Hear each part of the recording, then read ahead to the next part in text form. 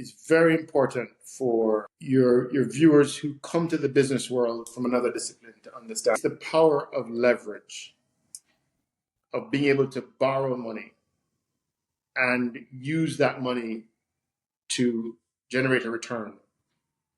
And I don't know how well it's understood, but I'll give you a really simple example.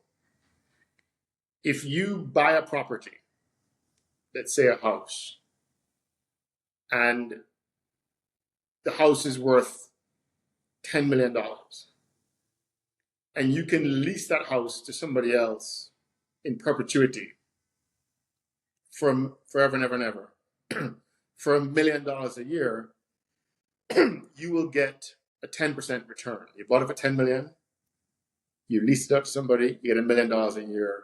That's 10%, 10% return. It's like putting money in the bank and getting 10% return.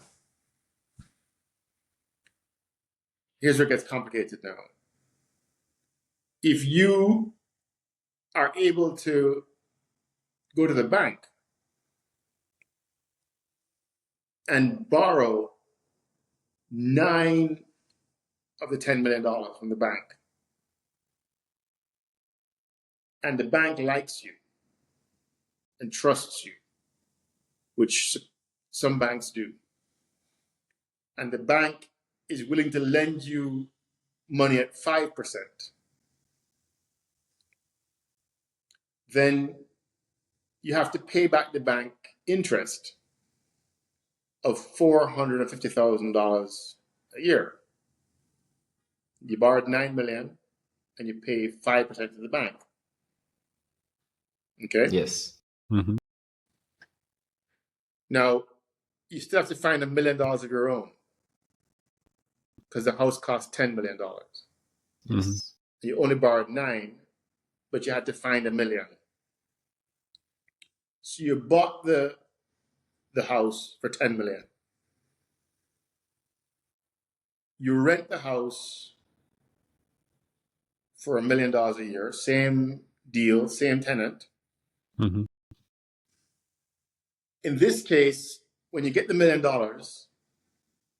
you have to give the bank $450,000, and you get to keep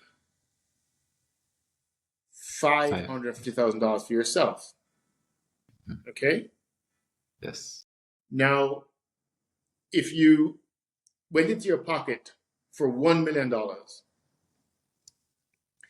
and you get to keep $550,000 for yourself, instead of making a 10% return, which was the first scenario, now you're making a 55% return. You only spent $1 million and you make 550,000, that's 55%.